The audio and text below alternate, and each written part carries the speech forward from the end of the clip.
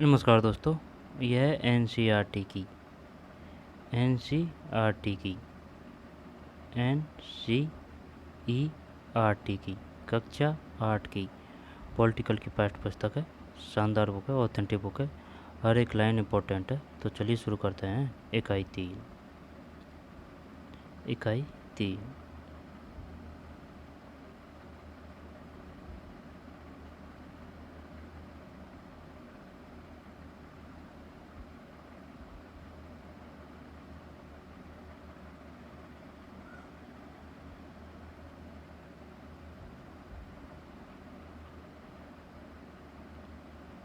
शिक्षकों के लिए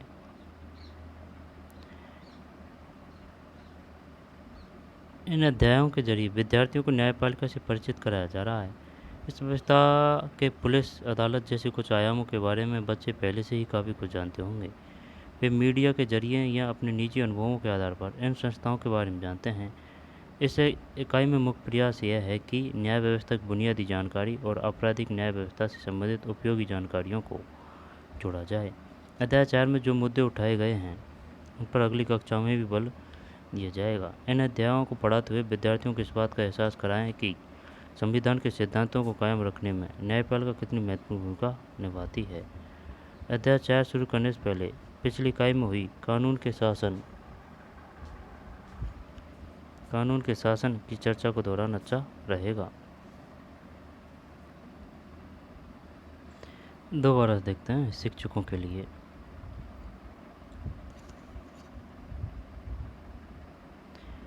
इन अध्यायों के जरिए विद्यार्थियों को न्यायपालिका से परिचित कराया जा रहा है। इस व्यवस्था के पुलिस अदालत जैसे कुछ आयामों के बारे में बच्चे पहले से ही काफ़ी कुछ जानते होंगे। वे मीडिया के जरिए या अपने निजी अनुभवों के आधार पर इन संस्थाओं के बारे में जानते हैं। इस इकाई में कुछ प्रयास यह है कि न्याय व्यवस्था की बुनियादी जानकारी और आपराधिक न्याय व्यवस्था से संबंधित उपयोगी जानकारियों को जोड़ा जाए। अध्याय 4 में जो मुद्दे उठाए गए हैं उन पर अगली कक्षाओं में भी बल दिया जाएगा। इन अध्यायों को पढ़ाते हुए विद्यार्थियों को इस बात का एहसास कराएं कि संविधान के सिद्धांतों को कायम रखने में न्यायपालिका कितनी महत्वपूर्ण भूमिका निभाती है। अध्याय 4 शुरू करने से पहले पिछली इकाई में हुई कानून के शासन की चर्चा को दोहरा लेना अच्छा हो रहेगा। इसके बाद ही कानून के शासन को कायम रखने में न्यायपालिका की भूमिका पर चर्चा शुरू की जा सकती है। अध्याय 4 में न्यायपालिका से संबंधित 5 अलग अलग लेकिन एक दूसरे से जुड़ी अवधारणाओं पर चर्चा की गई है। न्यायपालिका की स्वतंत्रता उसकी जिम्मेदारियों के निर्वाह के लिए बहुत महत्वपूर्ण है। ये काफ़ी जटिल विचार है, लेकिन बच्चों को हमें समझना पड़ेगा। इसे बुनियादी स्तर पर ऐसी निर्णय प्रक्रियाओं को उदाहरणों से समझाया जा सकता है जिनसे विद्यार्थी परिचित है। इसकी संरचना को एक मामले के जरिए दिखाया गया है। विद्यार्थियों को इस बात के लिए प्रोत्साहित किया जाए कि वे न्यायिक प्रक्रिया की कार्य पद्धति को समझने के लिए कुछ अन्य मामलों पर भी चर्चा करें। न्याय तक पहुँच शीर्षक इस अध्याय की अंतिम अवधारणा में जनहित याचिका को क्या बोलते हैं? PIL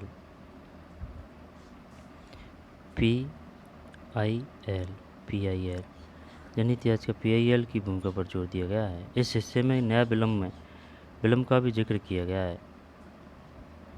इस भाग की चर्चा करते हुए मौलिक अधिकारों के बारे में बच्चों की बढ़ती समझदारी का इस्तेमाल करें। विलम्ब का भी जिक्र किया गया है। PIL जनहित याचिका। PIL का नाम दूसरा क्या है? जनहित याचिका।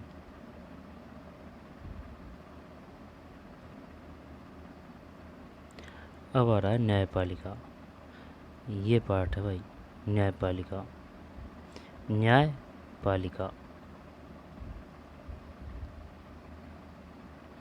अखबार पर नज़र डालते ही आपको देश भर की अदालतों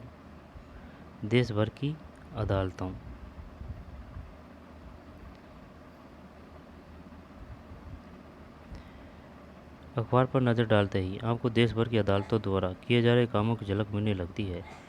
लेकिन क्या आप बता सकते हैं कि हमें इन अदालतों की ज़रूरत क्यों पड़ती है? जैसा कि आप इकाई 2 में पढ़ चुके हैं, हमारे देश में कानून का शासन चलता है। इसका मतलब यह है कि सभी कानून सभी लोगों पर समान रूप से लागू होते हैं, और जब किसी कानून का उल्लंघन किया जाता है तो एक निश्चित प्रक्रिया अपनाई जाती है।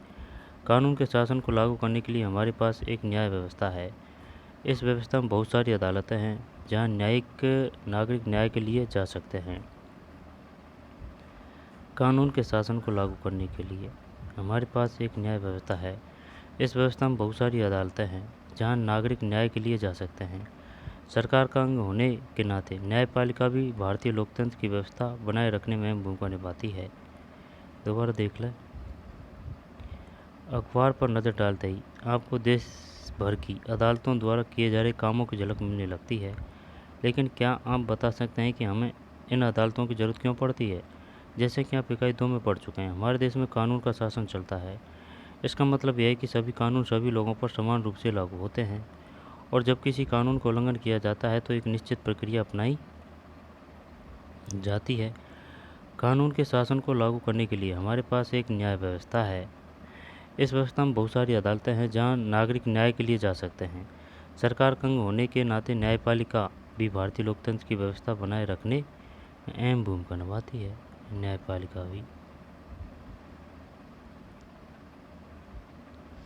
न्यायपालिका भी भारतीय लोकतंत्र की व्यवस्था बनाए रखने में अहम भूमिका निभाती है। यह इस भूमिका को केवल इसलिए निभा पाती है क्योंकि यह स्वतंत्र है। स्वतंत्र न्यायपालिका का क्या मतलब होता है? क्या आपके आसपास की अदालत और नई दिल्ली में स्थित सर्वोच्च न्यायालय के बीच कोई संबंध है? इस अध्याय में आपको इन सवालों के जवाब मिलेंगे।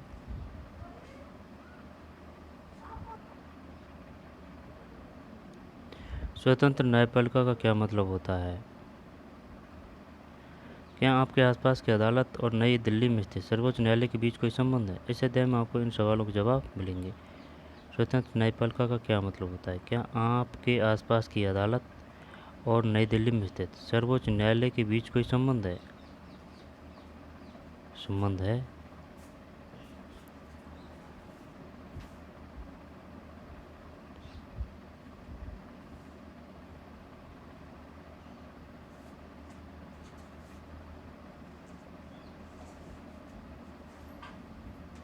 न्यायपालिका की क्या भूमिका है?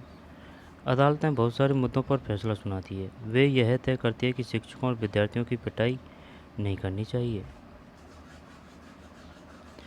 शिक्षकों को विद्यार्थियों की पिटाई नहीं करनी चाहिए। वे राज्यों के बीच नदियों के पानी के बंटवारे में फैसला दे सकती है। वे किसी अपराध के लिए लोगों को सज़ा दे सकती है। न्यायपालिका के कामों को मोटे तौर पर निम्नलिखित भागों में बांटा जा सकता है। न्यायपालिका की क्या भूमिका है? विवादों का निपटारा। विवादों का निपटारा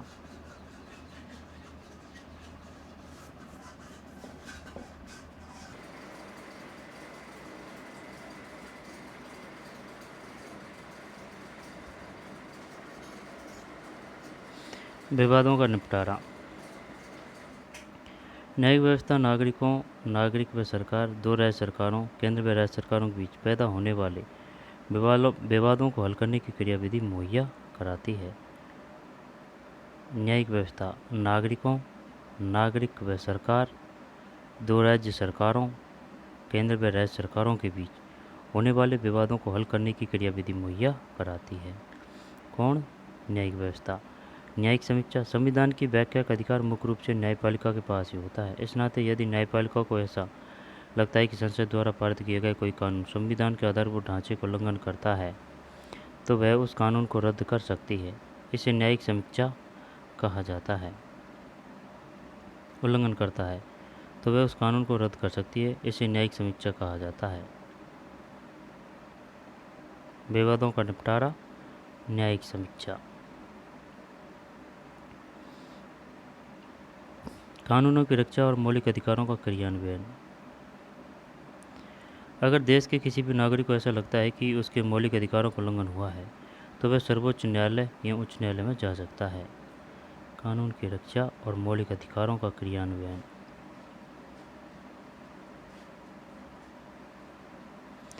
ठीक है। न्यायपालिका की क्या क्या भूमिका है? विवादों का निपटारा, न्यायिक समीक्षा, है ना, और आधारभूत ढांचे का उल्लंघन करता है तो वह उस कानून को रद्द कर सकती है। इसे न्यायिक समीक्षा कहा जाता है। आई बात समझ में? कानून की रक्षा और मौलिक अधिकारों का क्रियान्वयन। अगर देश के किसी नागरिक को ऐसा लगता है कि उसके मौलिक अधिकारों का उल्लंघन हुआ है तो वह सर्वोच्च न्यायालय या उच्च न्यायालय में जा सकता है। कानून की रक्षा और मौलिक अधिकारों का क्रियान्वयन। भारत का सर्वोच्च न्यायालय, इसकी स्थापना 26 जनवरी 1950 को की गई थी। उसी दिन हमारा देश गणतंत्र बना था। अपने पूर्ववर्ती फेडरल कोर्ट ऑफ इंडिया 1937 से 49 की बात थी। यह न्यायालय भी पहले संसद भवन के भीतर चैम्बर ऑफ प्रिंसेस में हुआ करता था। ये क्वेश्चन आ चुका है भाई।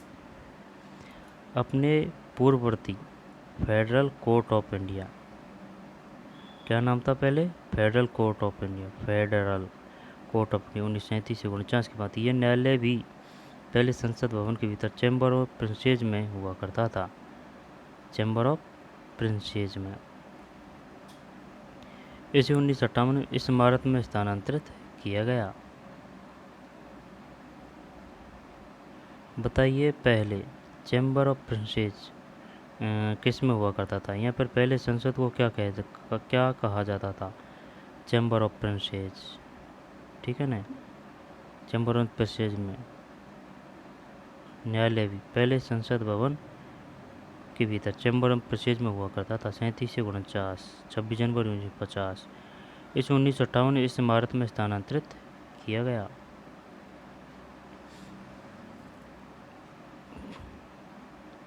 अपनी शिक्षिका की सहायता से इस तालिका में दिए गए खाली स्थानों को भरिए। विवाद की किस्म और उदाहरण। विवाद की किस्म और उदाहरण।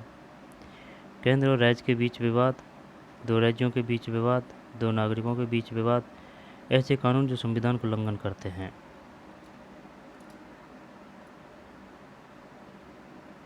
खाली स्थानों को भरिए। अपनी शिक्षिका की सहायता से इस तालिका में दिए गए खाली स्थानों को भरिए। केंद्र और राज्य के बीच विवाद, दो राज्यों के बीच विवाद, दो नागरिकों के बीच विवाद,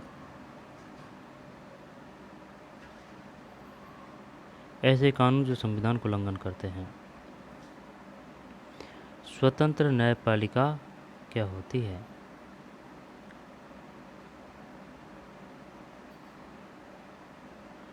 कल्पना कीजिए कि एक ताकतवर नेता आपके परिवार की ज़मीन पर कब्जा कर लिया है। आप एक ऐसी व्यवस्था रखते हैं जहां नेता किसी न्यायाधीश को उसके पद से हटा सकते हैं या उसका तबादला कर सकते हैं।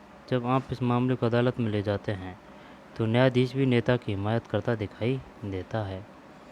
स्वतंत्र न्यायपालिका क्या होती है? कल्पना कीजिए कि एक ताकतवर नेता ने आपके परिवार की ज़मीन पर कब्जा कर लिया है। आप एक ऐसी व्यवस्था में रहते हैं जहां नेता किसी न्यायाधीश को उसके पद से हटा सकते हैं। नेता या उसका तबादला कर सकते हैं। जब आप इस मामले को अदालत में ले जाते हैं तो न्यायाधीश भी नेता की हिमायत करता दिखाई देता है। नेताओं का न्यायाधीश पर जो नियंत्रण रहता है उसकी वजह से न्यायाधीश स्वतंत्र रूप से फैसले नहीं ले पाते। स्वतंत्रता का यह व्यवहार न्यायाधीश को इस बात के लिए मजबूर कर देगा कि वह हमेशा नेता के ही पक्ष में फैसला सुनाए। हम ऐसे बहुत सारे किस्से जानते हैं जहां अमीर और ताकतवर लोगों ने न्यायिक प्रक्रिया को प्रभावित करने का प्रयास किया है, लेकिन भारतीय संविधान इस तरह का दखलंदाजी को स्वीकार नहीं करता। इसलिए हमारे संविधान में न्यायपालिका को पूरी तरह स्वतंत्र रखा गया है।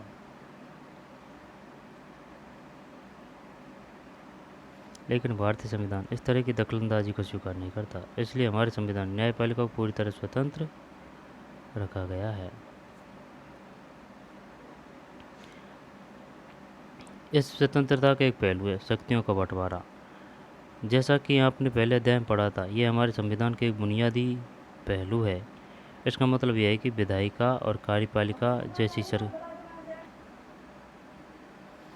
इस स्वतंत्रता का एक पहलू है शक्तियों का बंटवारा।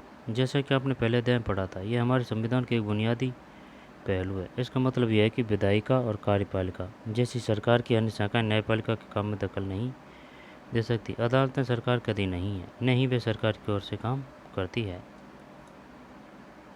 नहीं वे सरकार की ओर काम करती है। दोबारा देख लो। अन्य स्वतंत्र न्यायपालिका क्या होती है? कोई दिक्कत नहीं, यहाँ से लेते हैं। इस स्वतंत्रता का एक पहलू है शक्तियों का बंटवारा। जैसा कि आपने पहले अध्याय में पढ़ा था, यह हमारे संविधान का एक बुनियादी पहलू है। इसका मतलब यह है कि विधायिका और कार्यपालिका जैसी सरकार की अन्य शाखाएं न्यायपालिका के काम में दखल नहीं दे सकती। विधायिका और कार्यपालिका अदालतें सरकार कभी नहीं है, नहीं वे सरकार की ओर से काम करती है। कभी नहीं है, नहीं वे सरकार की ओर से काम करती है। शक्तियों के इस बंटवारे को दुरुस्त रखने के लिए यह भी महत्वपूर्ण है कि उच्च न्यायालय और सर्वोच्च न्यायालय के सभी न्यायाधीशों की नियुक्ति में सरकार की अन्य शाखाओं का कोई दखल न हो। इसलिए एक बार नियुक्त हो जाने के बाद किसी न्यायाधीश को हटाना बहुत मुश्किल होता है।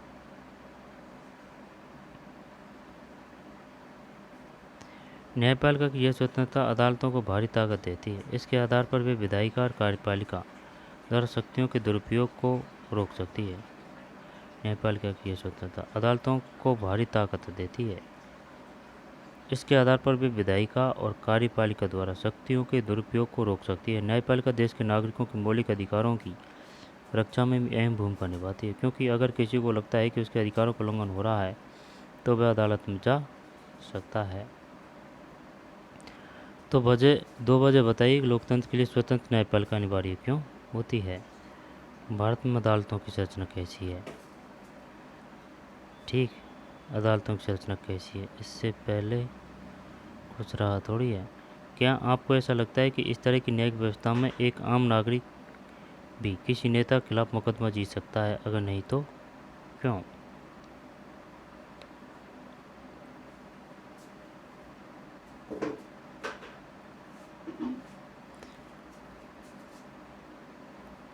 न्यायपालिका विवादों का निपटारा, न्यायिक समीक्षा, कानूनों की रक्षा और मौलिक अधिकारों का क्रियान्वयन। स्वतंत्र न्यायपालिका क्या होती है? भारत में अदालतों की संरचना कैसी है? भारत में अदालतों की संरचना कैसी है?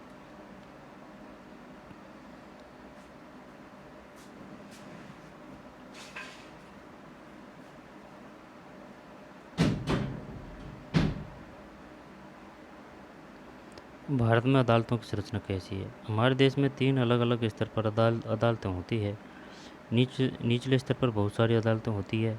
सबसे ऊपरी स्तर पर केवल एक अदालत है, सुप्रीम कोर्ट। एक अदालत है।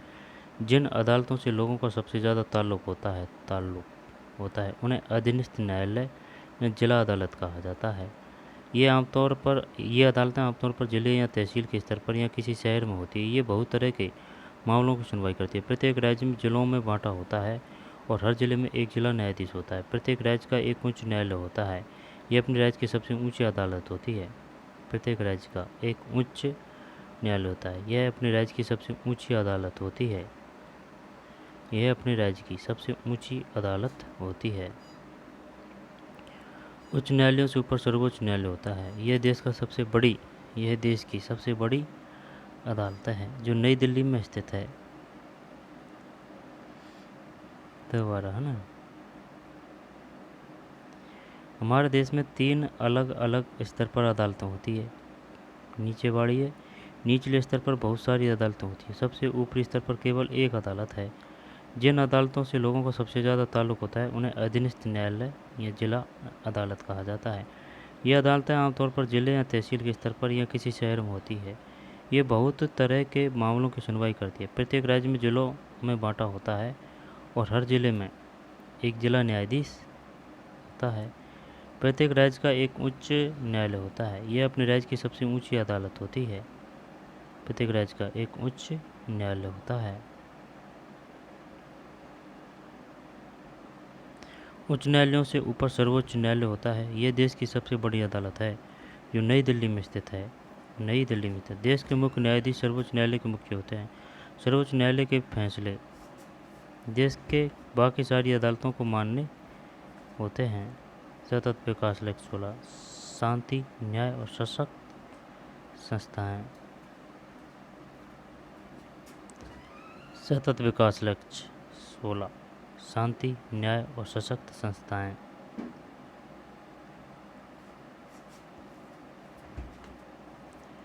Piece and justice strong institution.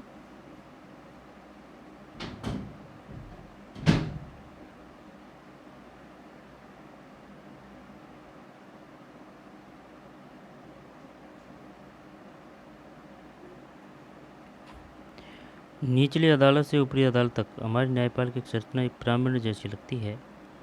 ऊपर दिए गए विवरण को पढ़ने के बाद नीचे दिए गए चित्र को भरें।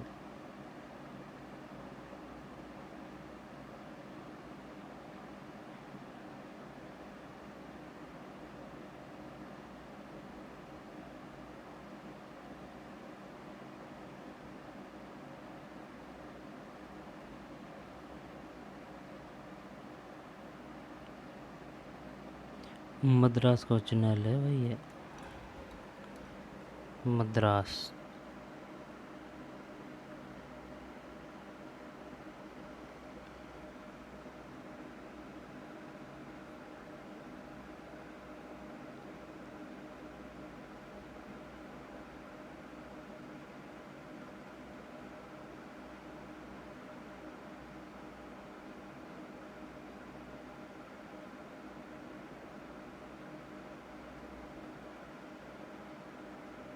मद्रास उच्च न्यायालय। उच्च न्यायालय की स्थापना सबसे पहले 1862 में कलकत्ता, बम्बई और मद्रास में की गई थी। ये क्वेश्चन आ चुका है कि भाई सबसे पहले अदालत कहाँ स्थापित की गई थी। जैसे कि एक ऑप्शन दे दिया कलकत्ता, मुंबई, मद्रास, वाड़ा, है ना। खे में कोई और दे दिया दिल्ली, जयपुर, मुंबई, है ना। थर्ड में दे दिया कलकत्ता, तमिलनाडु, और फिर एक और दे दिया। ऐसे 4 ऑप्शन दे दिए, है ना। तो ये है कलकत्ता, मुंबई, मद्रास में 1862 में। 1862 में कलकत्ता, बम्बई और मद्रास में की गई। 1862 में।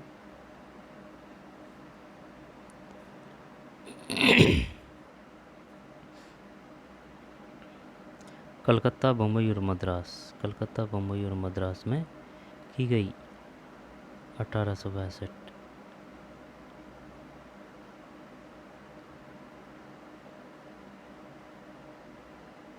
सबसे पहले उच्च न्यायालयों की स्थापना कब की गई? 1862, 1864, 62 कलकत्ता, मुंबई, मद्रास में की गई। ये तीनों प्रेसिडेंसी शहर थे। दिल्ली उच्च न्यायालय का गठन 1966 में हुआ। आज देश भर में 25 उच्च न्यायालय हैं। बहुत सारे राज्यों के अपने उच्च न्यायालय हैं, जबकि पंजाब और हरियाणा का एक उच्च न्यायालय चंडीगढ़ में है। दूसरी तरफ 4 पूर्वोत्तर राज्यों। 1 मिनट। उच्च न्यायालय की स्थापना सबसे पहले 1862 में कलकत्ता, बम्बई और मद्रास में की गई। ये तीनों प्रेसिडेंसी शहर थे 1862 में।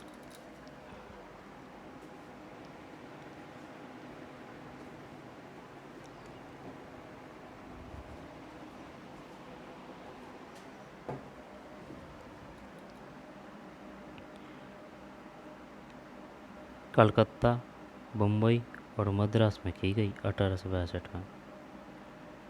ये दिल्ली उच्च न्यायालय का गठन 1966 में। दिल्ली उच्च न्यायालय का गठन कब किया गया था? 1966। आज देश भर में 25 उच्च न्यायालय है।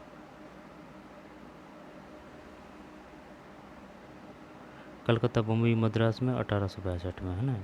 दिल्ली उच्च न्यायालय 1966 में। कितने उच्च न्यायालय हैं? 25 न्यायालय है।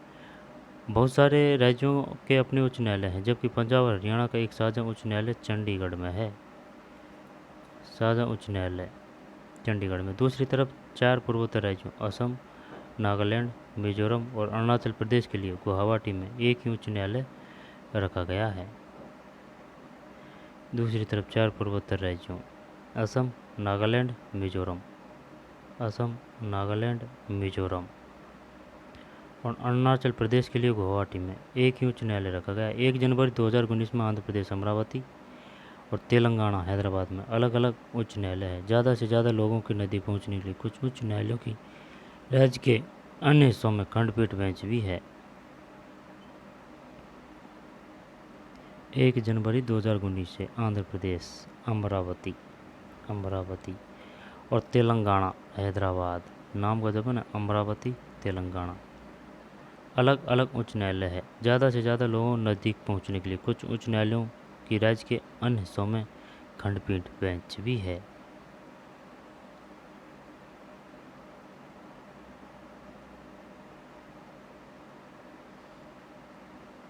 चेन्नई को ही बोलते थे पहले मद्रास। क्या विभिन्न स्तरों की ये अदालतें एक दूसरे से जुड़ी है? जी हाँ, भारत में हमारे पास एकीकृत न्याय व्यवस्था है। इसका मतलब है कि ऊपरी अदालतों के फैसले नीचे की सारी अदालतों को मान्य होते हैं। इस एकीकरण को समझने के लिए अपील की व्यवस्था को देखा जा सकता है। अगर किसी व्यक्ति को ऐसा लगता है कि निचली अदालत द्वारा दिया गया फैसला सही नहीं है, तो वह अपने ऊपर की अदालत में अपील कर सकता है। अपील की व्यवस्था को समझने के लिए आइए एक मुकदमे पर विचार करें।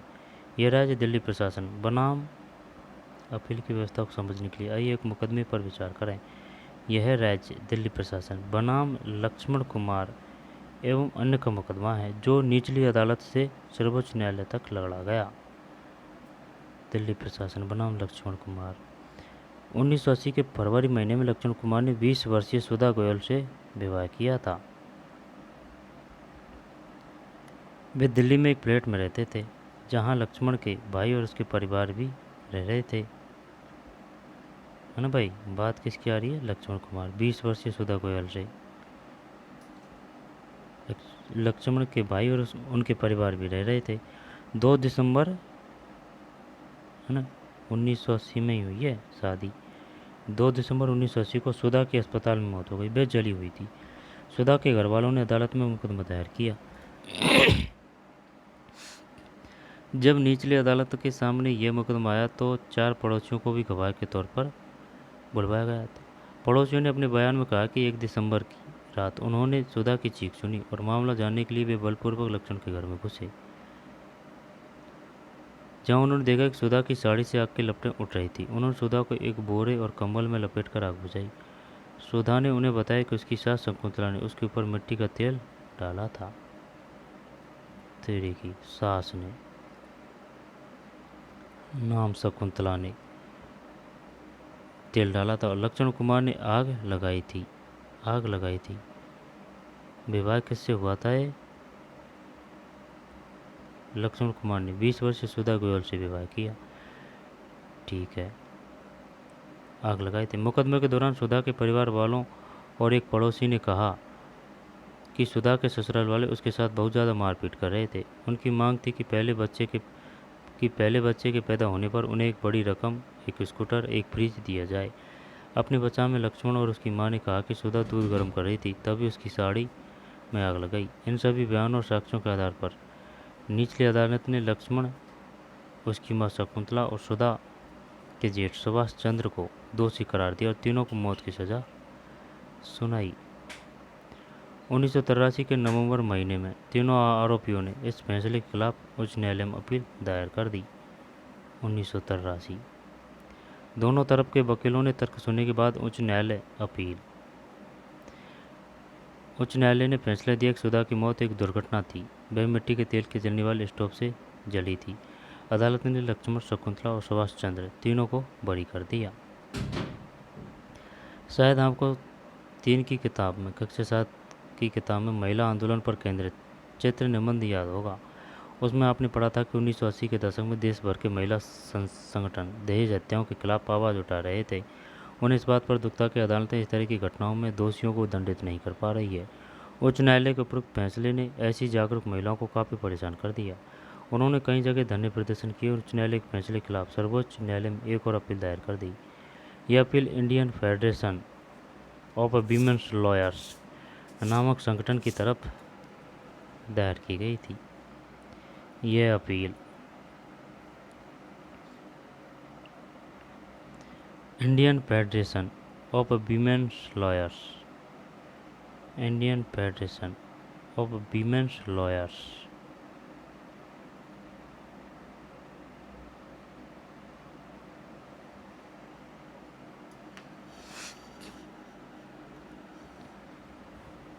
Indian federation of women's lawyers नामक संगठन की तरफ से दायर की गई थी।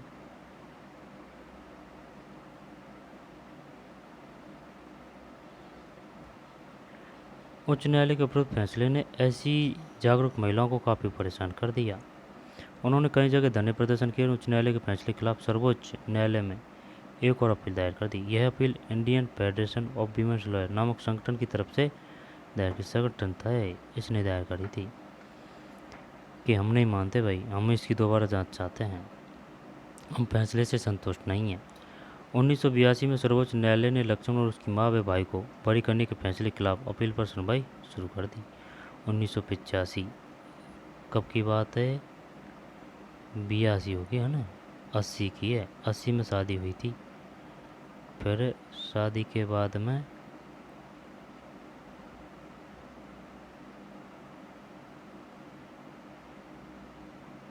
बरी कर दिया 83 में, 83 में बरी कर दिया। फिर एक संगठन था, इसने आवाज़ उठाई, Indian federation of women's lawyers. फिर 83 में बंद हो गया, फिर 85 में दोबारा खुला भाई ये सर्वोच्च न्यायालय में। सर्वोच्च न्यायालय ने लक्ष्मण उसकी माँ व भाई को बरी करने के फैसले के खिलाफ अपील पर सुनवाई शुरू कर दी। वकीलों के तर्क सुनने के बाद सर्वोच्च न्यायालय ने जो फैसला दिया वह उच्च न्यायालय के फैसले से अलग था। सर्वोच्च न्यायालय ने लक्ष्मण और उसकी माँ को दोषी पाया, लेकिन सुभाष चंद्र को आरोपों से बरी कर दिया क्योंकि उसके खिलाफ पर्याप्त सबूत नहीं थे। सर्वोच्च न्यायालय ने दोनों आरोपियों को उम्र कैद की सजा सुनाई। नामची, दक्षिण सिक्किम में जिला अदालत। नामची सिक्किम का है भाई ये।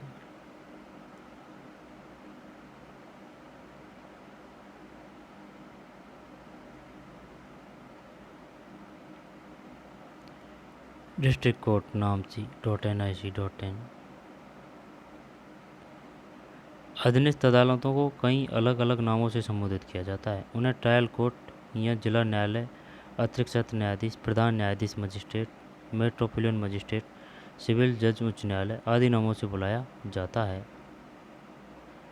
अधीनस्थ अदालतों को कई अलग अलग नामों से संबोधित किया जाता है। उन्हें ट्रायल कोर्ट या जिला न्यायालय या अतिरिक्त सत्र न्यायाधीश, प्रधान न्यायाधीश मजिस्ट्रेट, मेट्रोपोलिटन मजिस्ट्रेट, सिविल जज न्यायालय आदि नामों से बुलाया जाता है।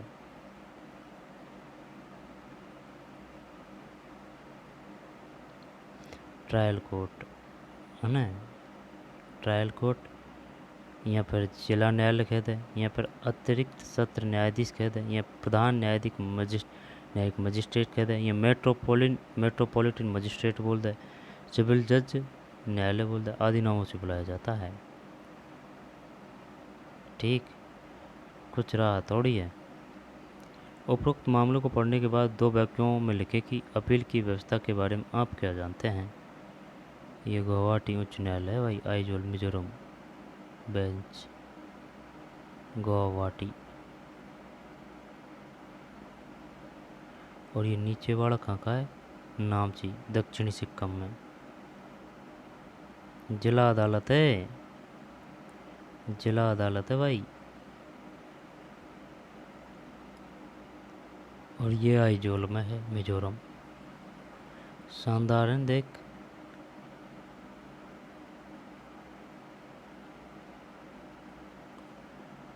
और ये भी गजब है, जिला की है, जिला अदालत। ये है कर्नाटक उच्च न्यायालय, कर्नाटक उच्च न्यायालय।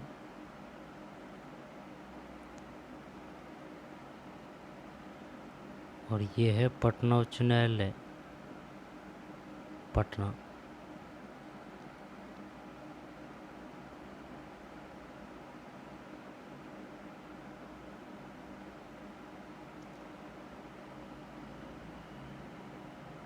मद्रास उच्च न्यायालय।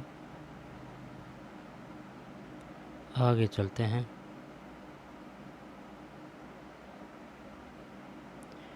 विधि व्यवस्था की विभिन्न शाखाएं कौन सी है? विधि व्यवस्था की विभिन्न शाखाएं कौन सी है?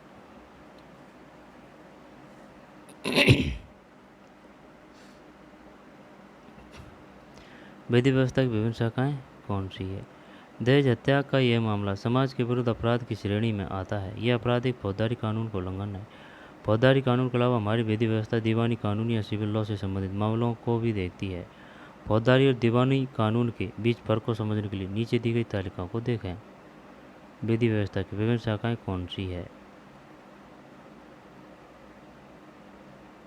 दहेज हत्या का मामला किस में है? फौजदारी में आएगा। दहेज हत्या का मामला समाज के विरुद्ध अपराध की श्रेणी में आता है। यह आपराधिक फौजदारी कानून का उल्लंघन है। फौजदारी कानून के अलावा हमारी विविध व्यवस्था दीवानी कानून या सिविल लॉ से संबंधित मामलों को भी देखती है। दीवानी कानून, सिविल लॉ, फौजदारी और दीवानी इनको तो जानते हैं, लेकिन सिविल लॉ, फौजदारी और दीवानी कानून के बीच को फर्क समझने के लिए नीचे दी गई तालिका को देखें।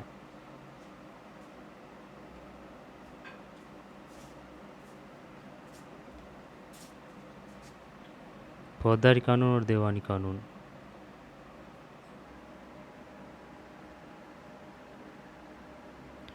फौजदारी कानून, दीवानी कानून पूछ सकता है वो, बताइए निम्नलिखित में कौन सा फौजदारी कानून में है, कौन सा दीवानी कानून में आएगा। ठीक,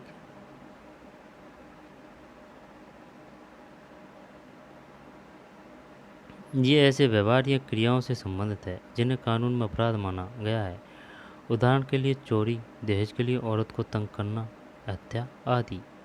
फौजदारी कानून। दीवानी कानून, इसका संबंध व्यक्ति विशेष के अधिकारों के उल्लंघन या अवहेलना से होता है। उदाहरण के लिए जमीन की बिक्री, चीज़ों की खरीदारी, किराया, तलाक आदि से संबंधित विवाद।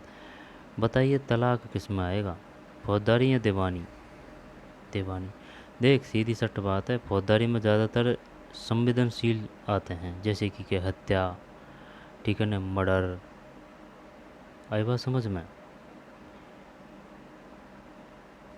चोरी वगैरह वगैरह। और रुपया दिले की बात दीवानी में आती है।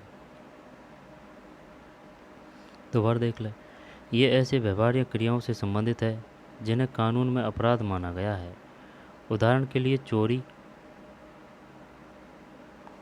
चोरी किस में है? फौजदारी में। दहेज के लिए औरत को तंग करना, फौजदारी, हत्या आदि।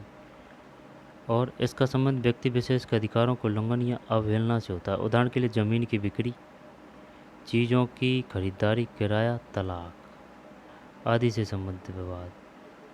दहेज के लिए औरत को तंग करना, ये फौजदारी में। आई बात समझ में?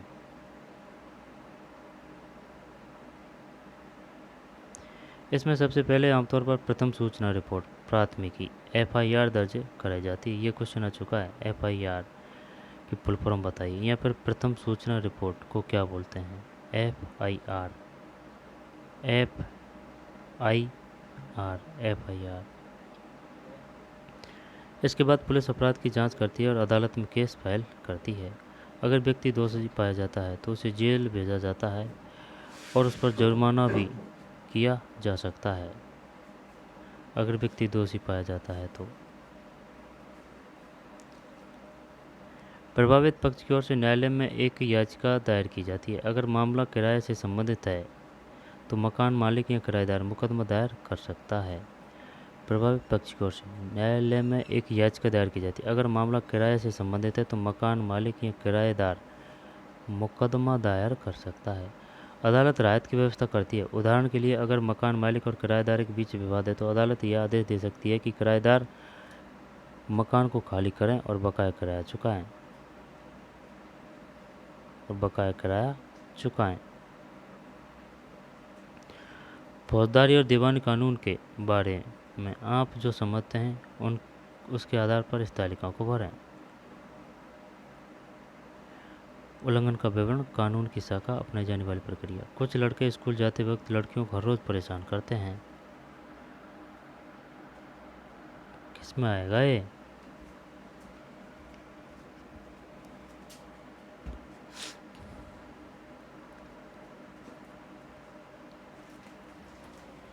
फौजदारी में आएगा ये शायद, और ये दीवानी में आएगा। एक किराएदार को मकान खाली करने के लिए मजबूर किया जा रहा है और वह मकान मालिक के खिलाफ अदालत में मुकदमा दायर कर देता है।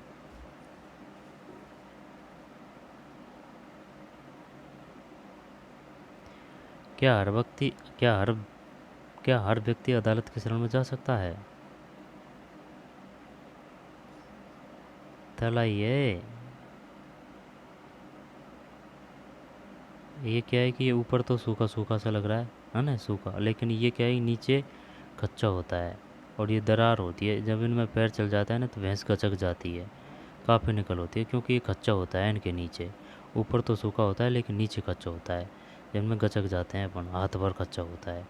जब निकलने में जितनी कोशिश करते हैं उतने दिक्कत आती है। दलदल तो नहीं होता लेकिन कच्चा होता है, काली मिट्टी वगैरह। क्या हर व्यक्ति अदालत की शरण में जा सकता है? सिद्धांत है, भारत के सभी नागरिक देश के न्यायालयों की शरण में जा सकते हैं। इसका अर्थ यह है कि प्रत्येक नागरिक को अदालत के माध्यम से न्याय मांगने का अधिकार है। जैसा कि आपने पीछे पढ़ा है, न्यायालय हमारे मौलिक अधिकारों की रक्षा में बहुत महत्वपूर्ण भूमिका निभाते हैं। अगर किसी नागरिक को ऐसा लगता है कि उसके मौलिक अधिकारों का उल्लंघन हो रहा है तो वह न्याय के लिए अदालत में जा सकता है। अधिकारों का उल्लंघन हो रहा है तो वह न्यायालय के लिए अदालत में जा सकता है। अदालत की सेवाएं सभी के लिए उपलब्ध है, लेकिन वास्तव में गरीबों के लिए अदालत में जाना काफ़ी मुश्किल साबित होता है। लेकिन वास्तव में गरीबों के लिए अदालत में जाना काफ़ी मुश्किल साबित होता है। कानून प्रक्रिया में न केवल काफ़ी पैसे और कागजी कार्रवाई की ज़रूरत पड़ती है, बल्कि उसमें समय भी बहुत लगता है। बात तो सही है। अगर कोई गरीब आदमी पढ़ना लिखना नहीं जानता और उसका पूरा परिवार दिहाड़ी मजदूरी से चलता है तो अदालत में जाने और इंसाफ पाने की उम्मीद के लिए बहुत मुश्किल होती है। इस बात को ध्यान में रखते हुए 1980 के दशक में सर्वोच्च न्यायालय ने जनहित याचिका PIL, जनहित याचिका को बोलते हैं PIL PIL की व्यवस्था विकसित की थी। इस तरह सर्वोच्च न्यायालय ने न्याय तक ज़्यादा से ज़्यादा लोगों की पहुंच स्थापित करने के लिए प्रयास किया है। PIL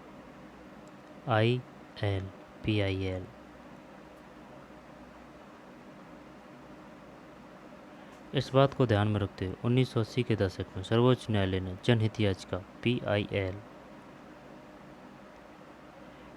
की व्यवस्था विकसित की थी। इस तरह सर्वोच्च न्यायालय ने न्याय तक ज़्यादा से ज़्यादा लोगों की पहुंच स्थापित करने के लिए प्रयास किया। न्यायालय ने किसी भी व्यक्ति या संस्था को ऐसे लोगों की ओर से जनहित याचिका दायर करने का अधिकार दिया जिनके अधिकारों का उल्लंघन हो रहा है। यह याचिका उच्च न्यायालय या सर्वोच्च न्यायालय में दायर की जा सकती है।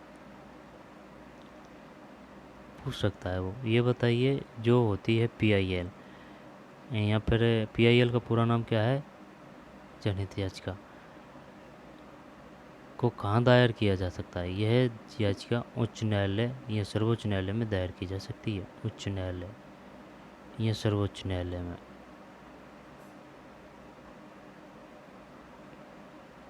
उच्च न्यायालय या सर्वोच्च न्यायालय में दायर की जा सकती है। न्यायालय ने कानूनी प्रक्रिया को बेहद सरल बना दिया है। अब सर्वोच्च न्यायालय या उच्च न्यायालय के नाम भेजे गए पत्र या तार टेलीग्राम को भी जनहित याचिका माना जा सकता है। शुरुआती सालों में जनहित याचिका के माध्यम से बहुत सारे मुद्दों पर लोगों को न्याय दिलाया गया था।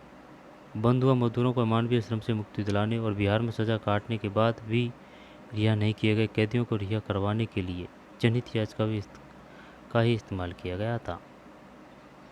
बिहार में सजा काटने के बाद भी रिहा नहीं किए गए कैदियों को रिहा करवाने के लिए जनहित याचिका का भी इस्तेमाल किया गया था। क्या आप जानते हैं कि सरकारी और सरकारी सहायता प्राप्त स्कूलों में बच्चों को दोपहर का भोजन मिड डे मील दिया जाता है? उसकी व्यवस्था भी एक जनहित याचिका के फलस्वरूप ही हुई थी। दाईं ओर दिए गए क्षेत्रों को देखें और नीचे दिए गए विवरण को पढ़ें।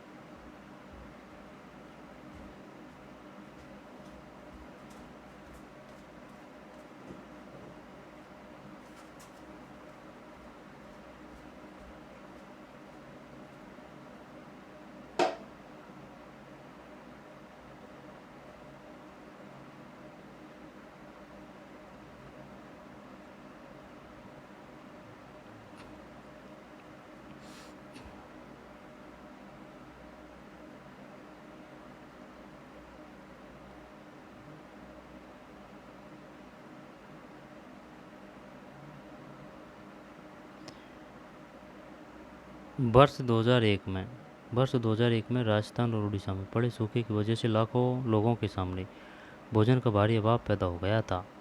सरकारी गोदाम अनाज से भरे पड़े थे। बहुत सारा गेहूँ चूहों की भेंट चढ़ गया था। चूहों की इस स्थिति को देखते हुए people's union for civil liberties PUCL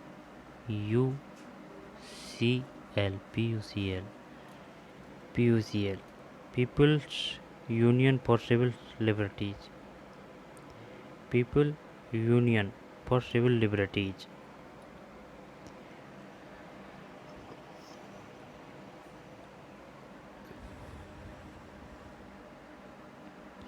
peoples union for civil liberties PUCL नामक एक संगठन ने सर्वोच्च न्यायालय में जनहित याचिका दायर की। याचिका में कहा गया कि संविधान के अनुच्छेद 21 में दिए गए जीवन के मौलिक अधिकारों में भोजन का अधिकार भी शामिल है। ये क्वेश्चन आ चुका है कि जीवन का मौलिक अधिकार किस अनुच्छेद में है? 21। यहाँ पर अनुच्छेद 21 संबंधित है। जीवन के मौलिक अधिकारों में भोजन का अधिकार भी शामिल है। राज्य की इस दलील को भी गलत साबित कर दिया गया। उसके पास संसाधन नहीं है। इसका आधार यह था कि सरकारी गोदाम अनाज से भरे हुए थे। तब सर्वोच्च न्यायालय ने आदेश दिया कि सबको भोजन उपलब्ध कराना राज्य का दायित्व है। लिहाजा सर्वोच्च न्यायालय ने सरकार को आदेश दिया कि वह नए रोजगार पैदा करें, राशन की सरकारी दुकानों के जरिए सस्ती दर पर भोजन उपलब्ध कराएं और बच्चों को स्कूल में भोजन का दोपहर को भोजन दिया जाए। न्यायालय में सरकारी योजनाओं के क्रियान्वयन के बारे में रिपोर्ट करने के लिए 2 कैद आयुक्तों को भी नियुक्त किया गया। न्यायपालिका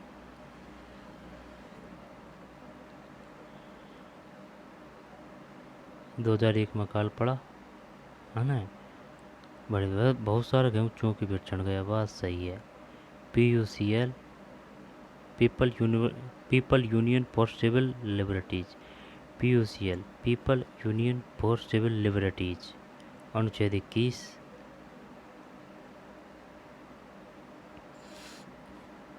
तब सर्वोच्च न्यायालय ने आदेश दिया कि सबको भोजन उपलब्ध कराना राज्य का दायित्व है। लिहाजा सर्वोच्च न्यायालय ने सरकार को आदेश दिया कि वह नए रोजगार पैदा करें, राज्य की सरकारी दुकानों के जरिए सस्ती दर पर भोजन उपलब्ध कराएं और बच्चों को स्कूल में दोपहर को भोजन दिया जाए। न्यायालय ने सरकारी योजना क्रियान्वयन के बारे में रिपोर्ट करने के लिए 2 कैद आयुक्तों को भी नियुक्त किया।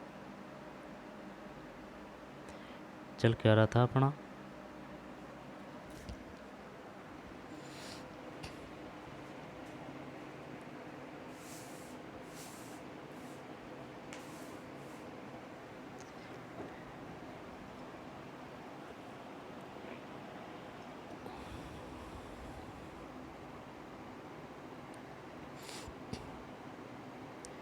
ये बताइए, राजस्थान में काल कब पड़ा था?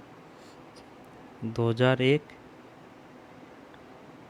2002, 3, 4, 1। अनुच्छेद 21 ये क्वेश्चन शानदार है। अनुच्छेद 21 है जीवन के मौलिक अधिकारों में भोजन का अधिकार भी शामिल है। और PUCL की फुल डिटेल है people's union for civil liberties. अब क्या चल रहा था? अपन दाईं ओर दिए गए चित्रों देखो, नीचे के दिए गए विवरण को पढ़ें। Mid day meal. इसके बाद में आम नागरिक के लिए अदालत तक पहुंचना ही न्याय तक पहुंचना होता है। अदालतें नागरिकों के मौलिक अधिकारों की व्याख्या में एक अहम भूमिका निभाती है। जैसा कि आपने उपरोक्त उदाहरण में देखा कि अदालत ने संविधान के अनुच्छेद 21 की व्याख्या करने के बाद यह कहा कि जीवन के अधिकार में भोजन का अधिकार भी शामिल होता है। इसलिए अदालत ने राज्य को आदेश दिया कि वह दोपहर के भोजन की योजना मिड डे मील सहित सभी लोगों को भोजन मुहैया कराने के लिए आवश्यक कदम उठाएं। लेकिन अदालत के कुछ फैसले ऐसे भी रहे हैं जिन्हें लोग आम आदमी के लिए नुकसानदेह मानते हैं। उदाहरण के लिए गरीबों के आवास के अधिकार जैसे मुद्दों पर काम करने वाले कार्यकर्ताओं का मानना है कि बस्तियों, झुग्गी झोंपड़ियों को बेदखल करने के बारे में अदालत द्वारा दिए गए हाल के फैसले पुराने फैसलों के विरुद्ध है। हाल के फैसलों में झुग्गी वासियों को शहर में घुसपैठियों की तरह देखा जा रहा है। झुग्गी वासियों को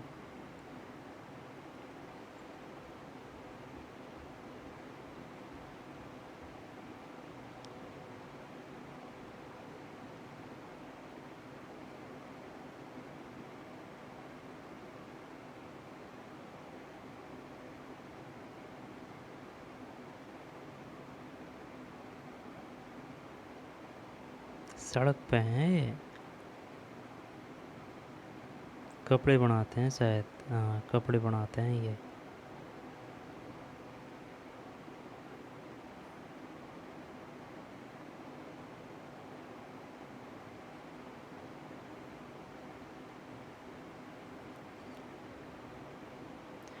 ओल्गा टेनिस बना बम्बई नगर निगम के मुकदमे में न्यायालय ने एक महत्वपूर्ण फैसला दिया। इस फैसले में अदालत ने आजीविका के अधिकार को जीवन का अधिकार का हिस्सा बताया। आजीविका के अधिकार को ओल्गा टेनिस बनाम बम्बई नगर निगम। ओल्गा टेलिस है।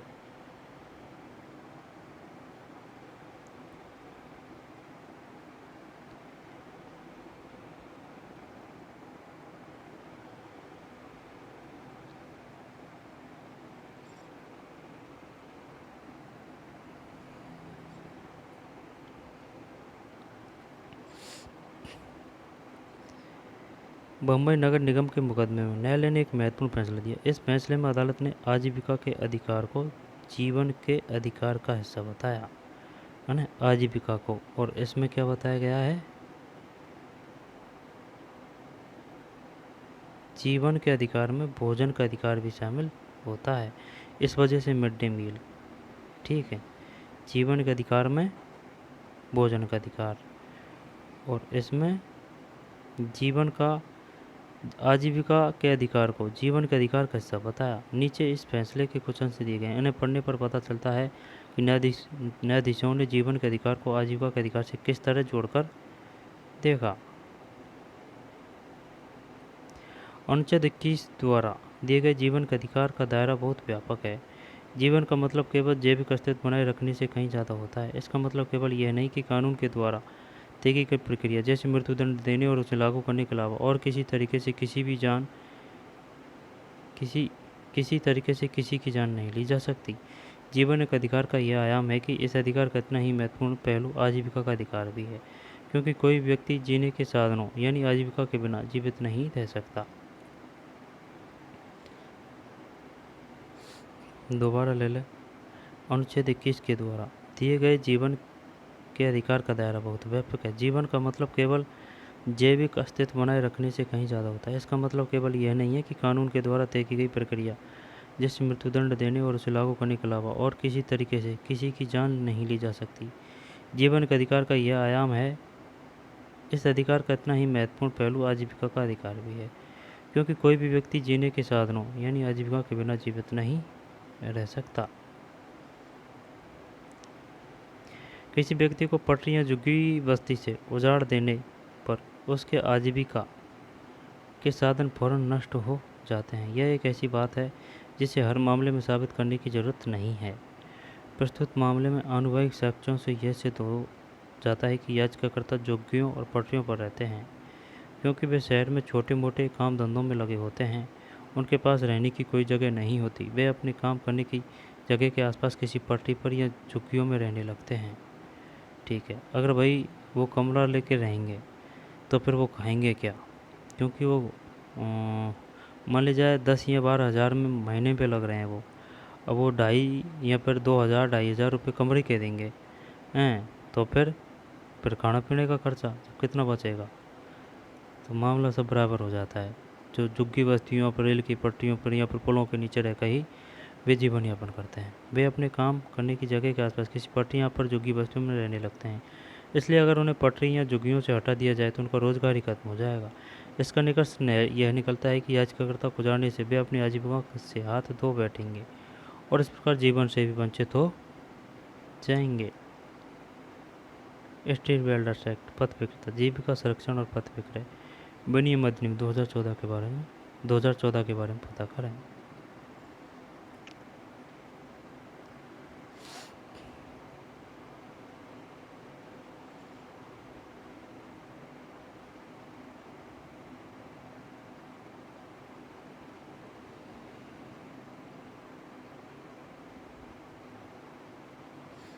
आगे चलते हैं,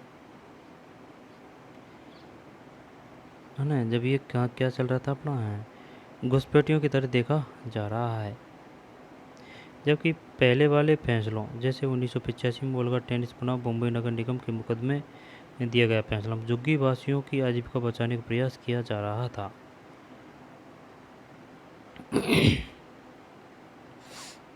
वोल्गा टेनिस है बनाम मुंबई नगर निगम के मुकदमे में दिया गया फैसला झुग्गी वासियों की आजीविका बचाने का प्रयास किया जा रहा था। न्याय तक आम लोगों की पहुंच को प्रभावित करने वाला एक मुद्दा यह है कि मुकदमे की सुनवाई में अदालत कई साल लगा देती है।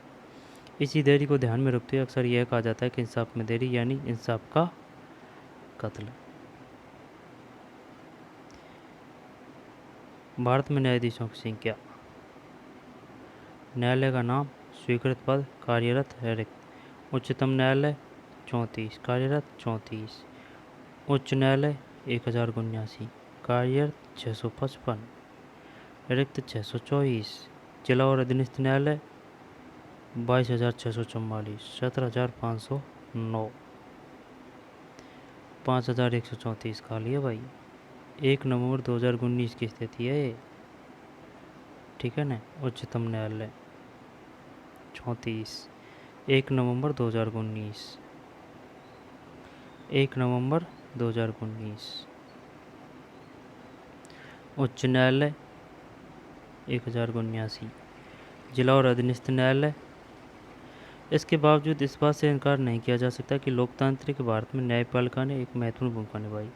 न्यायपालिका ने कार्यपालिका और विधायिका की शक्तियों पर अंकुश लगाया है और नागरिकों के अधिकारों की सुरक्षा की है। संविधान सभा के सदस्यों ने एक ऐसी न्यायपालिका बिल्कुल सही सपना देखा था जो पूरी तरह स्वतंत्र हो। यह हमारे लोकतंत्र का एक बुनियादी पहलू है। संविधान सभा के सदस्यों ने एक ऐसी न्यायपालिका का बिल्कुल सही सपना देखा था जो पूरी तरह स्वतंत्र हो। यह हमारे लोकतंत्र का एक बुनियादी पहलू है।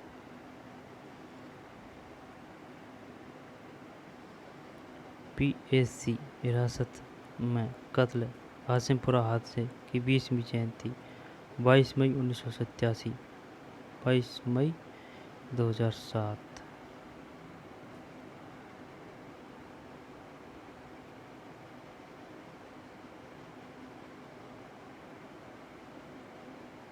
इस क्षेत्र में 22 मई 1987 को मारे गए हासिमपुरा के 43 मुसलमानों के कुछ, ये क्यों मारे गए थे भाई? मुसलमानों को कुछ परिजन दिखाई दे रहे हैं। ये परिवार पिछले 31 साल से न्याय के लिए संघर्ष किए थे। मुकदमा शुरू होने में जो इतना विलम्ब हुआ, इसके कारण सितंबर 2002 में सर्वोच्च न्यायालय ने यह मामला उत्तर प्रदेश में दिल्ली स्थानांतरित कर दिया। इसमें प्रोविंशियल आर्म्स कॉन्स्टेबलरी PAC के 19 लोगों पर हत्या, किस पर? प्रोविंशियली आर्म्स कॉन्स्टेबलरी PAC, ये क्या होती है भाई? के 19 लोगों पर हत्या और अन्य आपराधिक मामलों के आरोप में मुकदमे चलाए थे। इस मुकदमे में 2007 तक केवल 3 गवाहों के बयान दर्ज किए गए थे।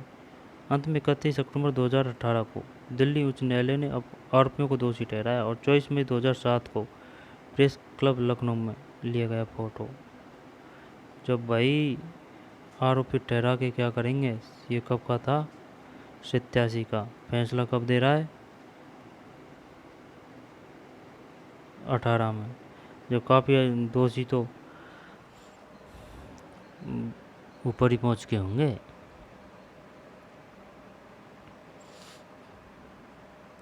न्यायाधीशों की कमी से मुकदमा करने वालों को न्याय मिलने में होने वाले प्रभाव की चर्चा करें।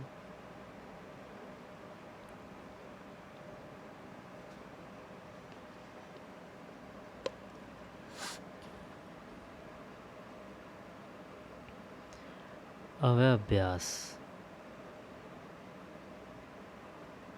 यानी कि पाठ तो हो चुका है भाई। न्यायाधीशों की कमी से मुकदमा करने वालों न्याय मिलने में होने वाले प्रभाव की चर्चा करें।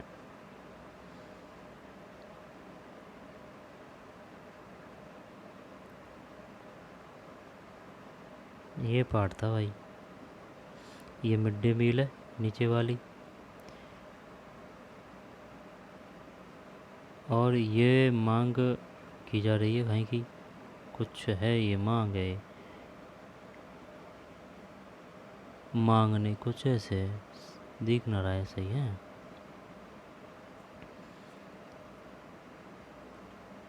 फिर नामची दक्षिण सिक्किम में जिला अदालत, गुवाहाटी, कर्नाटक, पटना, मद्रास।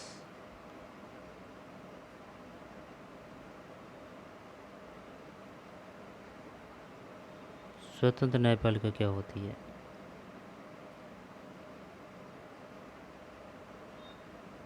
क्वेश्चन आंसर देखते हैं।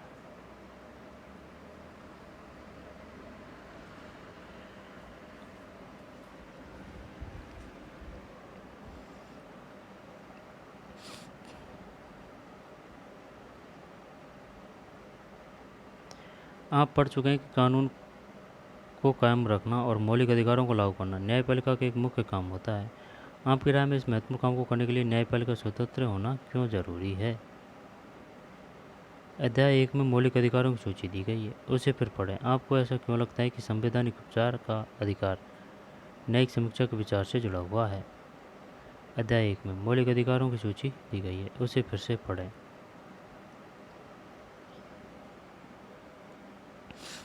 आपको ऐसा क्यों लगता है कि संवैधानिक उपचार का अधिकार न्यायिक समीक्षा के विचार से जुड़ा हुआ है? नीचे तीनों स्तर के न्यायालय को दर्शाया गया है। प्रत्येक के सामने लिखने के लिए उस न्यायालय ने सुधा गोयल के मामले में क्या फैसला दिया था? अपने जवाब को कक्षा में अन्य विद्यार्थियों द्वारा दिए गए जवाबों के साथ मिलाकर देखें।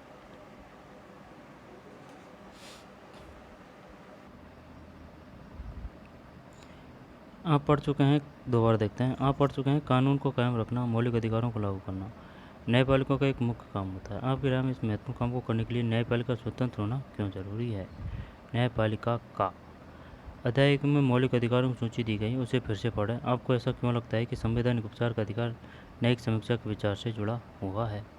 नीचे तीनों स्तरों के न्यायालय को दर्शाया गया है। प्रत्येक के सामने लिखिए कि उच्च न्यायालय ने सुधा गोयल के मामले में क्या फैसला दिया था? अपने जवाब को कक्षा के अन्य विद्यार्थियों द्वारा दिए गए जवाबों के साथ मिलाकर देखें। सर्वोच्च न्यायालय, उच्च न्यायालय, निचला अदालत। सुधा गोयल मामले को ध्यान में रखते हुए नीचे दिए गए बयानों को पढ़िए। जो वक्तव्य सही है उनका सही निशान लगाएं और जो गलत है उनको ठीक से लिखें। सुधा गोयल, सुधा गोयल, सुधा गोयल।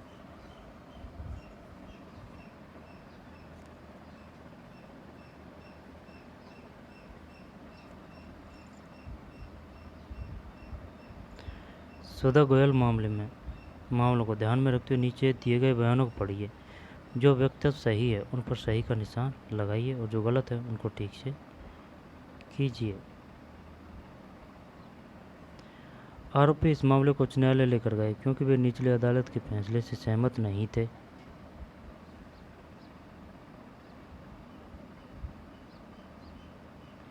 आरोपी इस मामले को उच्च न्यायालय लेकर गए क्योंकि वे निचली अदालत के फैसले से सहमत नहीं थे।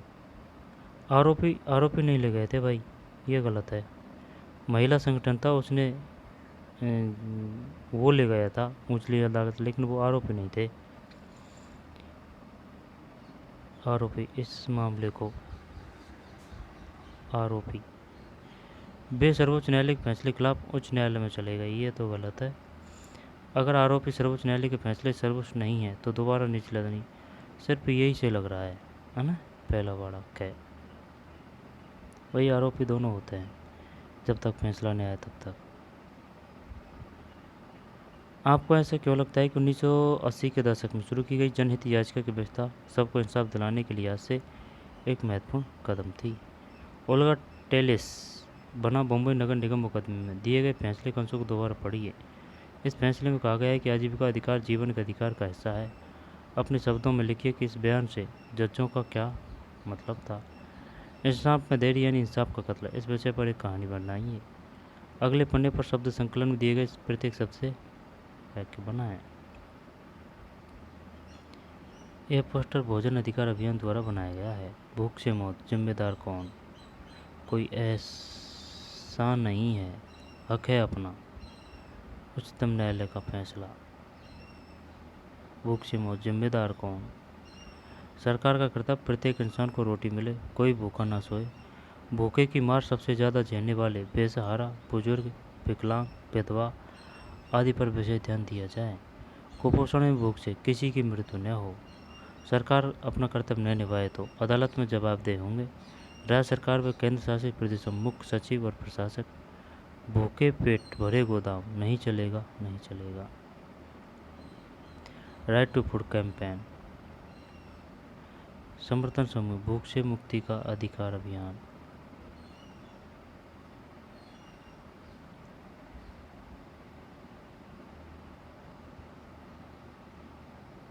आंगनबाड़ी का है शायद ये, zero hunger and hunger eligible food security and improvement nutrition and promoters sustainable agriculture.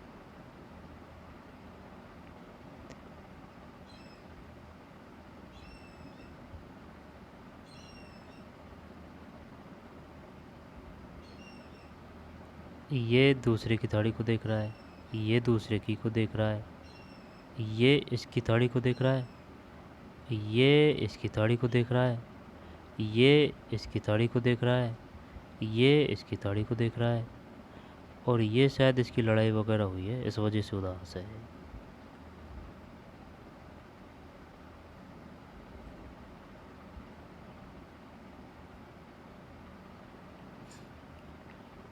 बरी करना।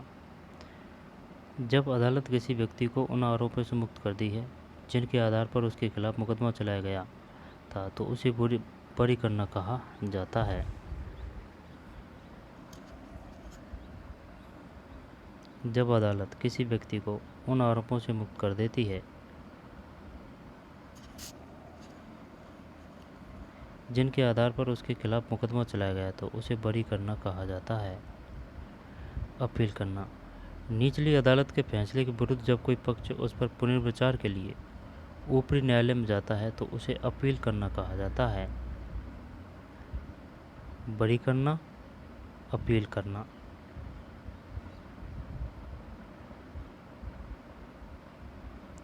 जैसे एक दो है ना, ये निचली अदालत है। निचली अदालत के फैसले के विरुद्ध जब कोई पक्ष पुनर्विचार के लिए ऊपरी अदालत, चाहे इसमें जाए चाहे इसमें जाए, ये उच्च न्यायालय, ये सर्वोच्च न्यायालय,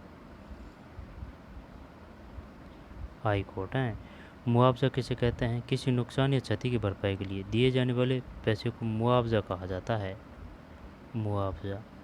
बेदखली। अभी लोग जिस जमीन मकानों में रह रहे हैं, यदि उन्हें वहाँ से हटा दिया जाता है तो उसे बेदखली कहा जाएगा। बेदखली। बरी करना, अपील करना, मुआवजा, बेदखली, उल्लंघन। किसी कानून को तोड़ने या मौलिक अधिकारों का हनन की क्रिया को उल्लंघन कहा जाता है।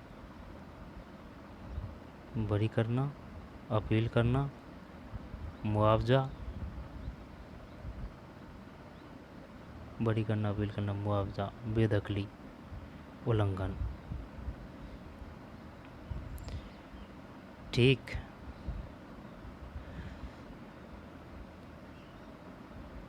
बरी करना, अपील करना, मुआवजा, बेदखली, उल्लंघन।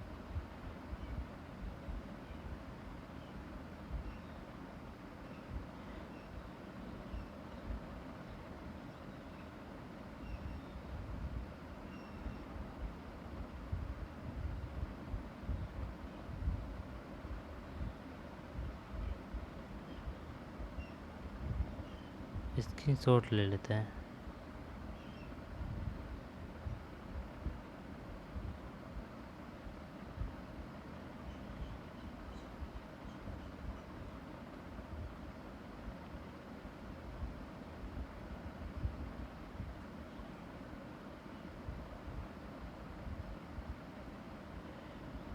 तो चलिए मिलते हैं नए वीडियो में। धन्यवाद।